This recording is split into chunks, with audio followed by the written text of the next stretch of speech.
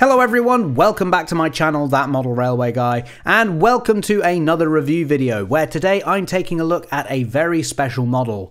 This is the N.E.R. Electric Autocar, commissioned by Rails of Sheffield and made for them by Heljan. It's certainly an interesting looking model, as these electric autocars were some of the first to ever be made all the way back in 1903. There was only ever two of them, and amazingly one of them survives today at the Embsay and Bolton Abbey steam railway, where it has been restored at a very high standard to working order. Now, I have a little bit of a loose connection to this autocar. As some of you know, a very long time ago I was a volunteer at Embsay, and I remember seeing the real one sat in a siding at Bolton Abbey not long after it arrived and being told that the plan was to restore it. I'll admit, at the time I thought that was insane, as it looked like it was in such bad condition, but here we are many years later, and now not only is it fully working again, but we have a new 00 gauge model of it too. So, naturally I had to go with the one that is preserved. That is number 3170, and like I said at the beginning, the model was commissioned by Rails of Sheffield and then made for them by Heljan, and I think this is the first time I've ever actually reviewed one of their products. The price for these is £199.99, and because this is a commission, you can only get it exclusively from Rails of Sheffield, which does mean that there's no retailer discount in this instance. The model is DCC ready and has a Next 18 socket for a decoder to be installed. I believe there's also a small speaker pre-fitted as well, and Rails were offering sound upgrades for pre-orders too. And with the vast amount of windows on this model, you'll be glad to hear that we do have lighting, which works on both analog and DCC, and we'll get to see that in action a little bit later on. For now though, let's take a closer look at the model and some of its detail. Mine is in what's called the red and cream livery. To me, it's always looked a bit more orangey than red, but it's certainly a faithful representation of what the preserved loco currently carries. You can see the model has this lovely wood panelling effect all along the side of the body as well, and this really sets it apart from the DMUs that started appearing later in the 50s and 60s. Now, I'm not sure if it's intentional, but there does seem to be slight variation in some areas too. It's not a weathering effect, and it's really subtle, but it does make it look a little bit more like different panels of wood. Along the side we have some fantastic lettering too, which reads Northeastern Railway, and then below that Electric Autocar 3170. All of this is printed really well, and the shading and design of the font is very nice indeed. Either side of this we have what I assume is the Northeastern Railway crest. This looks perhaps a little bit more simple than the lettering and crests that we've seen from other manufacturers, but it's certainly not bad. One tiny thing, if I was really nitpicking, is that you do get gaps in the print where the grooves in the wood effect are, and this is present on the lettering too. That said, it's barely noticeable when viewed from a normal distance anyway, and to be honest, I don't know how they could have avoided this. I think it's much better that we have the moulded detail there rather than the sides being completely flat. Moving on, it looks like we have separately fitted door handles and wire handrails too, both of which have been picked out in gold. These are definitely really nice, and it adds a little extra bit of pizzazz to the model and finishes off the livery really nicely. I think it's worth pointing out the underframe detail too, because it's really quite extensive. Now, I'm not going to pretend like I know what all this is for, but again it's modelled very nicely with lots of separately fitted detail parts. Similarly, the bogies on the autocar are really nice too, with lots of detail, and I have to admit I really like the white rims on the wheels. Speaking of the wheels, it's worth mentioning that on the powered bogie we have spoked wheels, whereas on the trailing bogie the wheels are solid discs, so the attention to detail here is really great. Moving round to the front of the loco, you can see that we have more of that nice wood panelling effect, and of course nice big windows as well. There are 3 lamps along the front too, which are very nicely moulded, and these are replicated on the other end too. They're not removable, but looking at pictures it seems that the autocar nearly always used this lamp code, so it's understandable why Heljan made this call. They also don't light up, which is a little bit of a shame, but I can see why they don't, as with the cab being so open, I imagine it would have been very tricky to run wires to these, and it would have made disassembly very complicated too. Further down we can see the buffers. These are just plastic, and as you can see they're not sprung, which may come as a bit of a surprise seeing as it's so common for locos in this price range to have these days. I suspect the reason for this though is because of how thin the buffer shanks are, so most likely it was a choice between producing an accurate model or having sprung buffers, and I think they've made the right choice here. We do also get the standard tension lock couplings on the Autocar too, although seeing as this loco could run on its own, I think some people will opt to remove these, which of course is really simple since you can just pull them out of the N.E.R pocket. In the detail pack you do also get a set of more realistic, but obviously non-working couplings, along with an additional pipe to fit to the bogie if your curves are wide enough.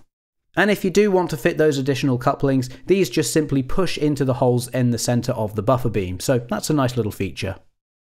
Heading up to the roof now, you can see there's lots of separately fitted detail up here too. Again, I'm not entirely sure what these black things on the roof are. They don't look like grills, but they are very fine separately fitted parts by the look of it, and considering that we normally look down on our locos, this is a really nice detail to have. And because the Autocar has a clerestory roof, I do want to point out the windows along the side of it too, which have this incredible printed detail. I mean, that really is fantastic, and it shows the lengths that Heljan and Rails have gone to replicate this model. As per the prototype, these don't run along the full length of the roof, and we have some variations which you can see now, and again, the mouldings on these are very nicely done. Of course, I couldn't review this model without talking about the interior, and you'll be pleased to know that we have a full interior throughout. Before we take a closer look though, let's get the lights on first, which you can just about see here, but if I turn off my super bright filming lights, then we can see them a bit better.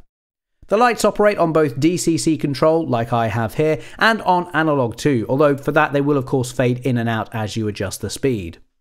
Looking along the main part of the interior, you can see just how well this has been done, and the seats inside are really nice and all properly painted as well.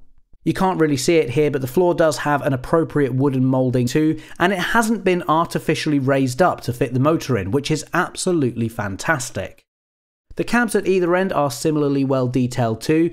It's difficult to get a shot of these as it's much easier to see in reality, but we do have control panels at either end, which again have all been painted with detailing picked out. We even have a representation of the petrol engine too, which is really nice to see, and I suspect that this is where the motor is hiding. Now, if I was being really picky, you can see the wires that lead up from this to the roof for the decoder, lights and speaker. I think they could have been a little bit better hidden, but I should stress that you can really only see them when you're at eye level with the model like this. As you can see now, when you're looking down on the Autocar, as most of us tend to do with our models, then you really can't see it at all. Overall though, I think this has to be one of the most detailed interiors we've ever seen on a model, and that really has to be applauded. It's definitely crying out for some passenger figures and a driver to be added, and seeing as we have lights throughout the model, I think I will definitely be doing that in the very near future. Anyway, with the studio lights back on, now we can move on from looking at the detail to seeing just how well the electric autocar runs on the rolling road. So I'm turning the power up now, and you can see the wheels have just started to turn at a very nice slow controlled speed. Like I said earlier, we do have just one powered bogie on this model, but I think that's completely adequate, seeing as the Autocar mostly ran on its own or pulling a single trailer behind it, so it doesn't really need to be all that powerful.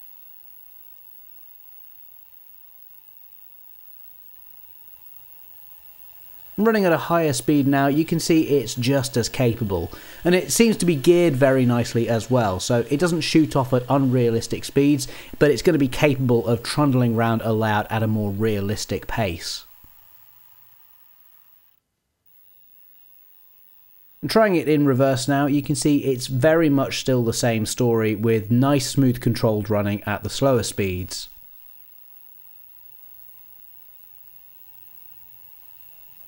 And it's much the same at higher speeds as well. There's also not much noise from the motor either. I mean, it's not completely silent, but it's far from noisy, so yeah, no real issues at all there. So as I slow the Autocar down, we can see it's certainly a nice smooth runner on the rolling road, but how will that translate to running on an actual layout? Well, there's only one way to find out.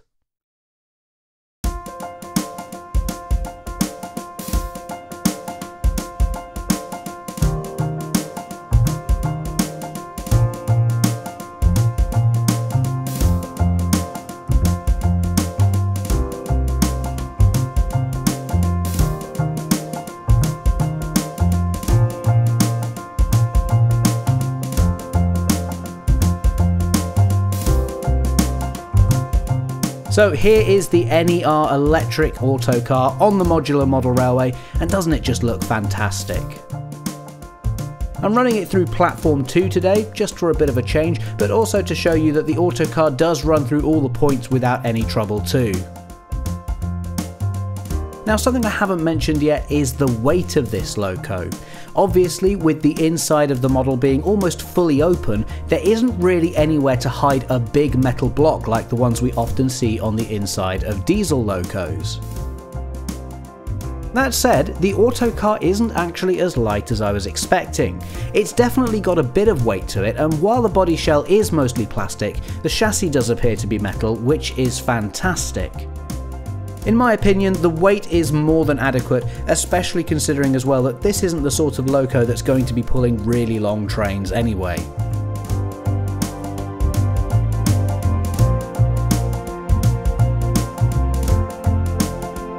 You can see I have the lights on inside the model again as well, and I'm really glad that these were included. With such an open and well detailed interior like this, you really want to be able to make the most of it, and really all it needs is a few passengers and a driver to be added. Speaking of the driver, I don't actually know if the lights at either end can be controlled individually so that the cabs can be switched on and off. The manual doesn't make any mention of that being a feature, but perhaps this just isn't a thing on the prototype either.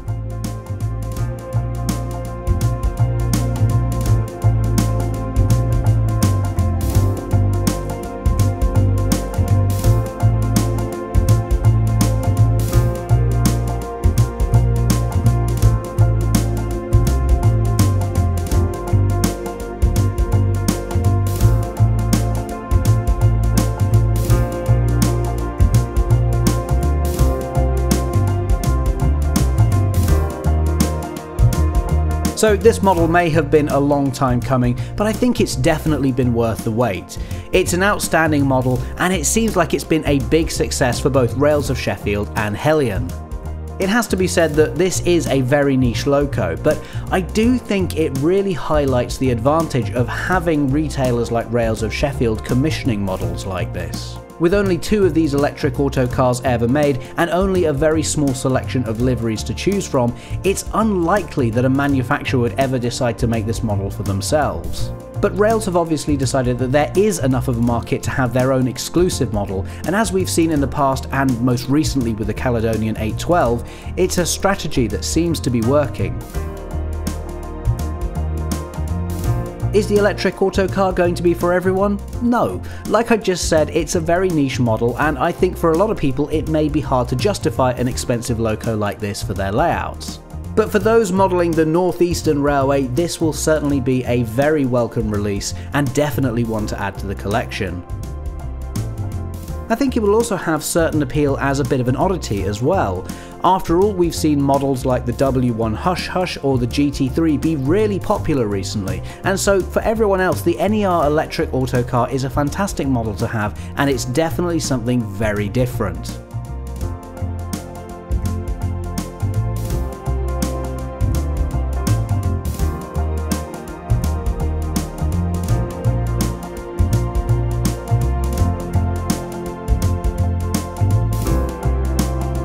And the great thing about the Autocar is that this is essentially an entire train, so you can run it just like this and it looks great trundling around the layout on its own. I think it did also have a trailer that it ran with at some point as well, so who knows, maybe we'll see that in the future from Rails of Sheffield too. For me personally, I am very happy with mine. I have to admit I never thought we'd see the real one running in preservation, never mind having a 00 gauge model of it too, but to have it here running on the layout is very cool, and I'm looking forward to running it a lot more in the future. So that's it for today. If you've enjoyed this review, then please don't forget to subscribe and hit the bell icon to get notifications for future videos too. In the meantime, thank you so much for watching, and I'll see you in the next video. Bye!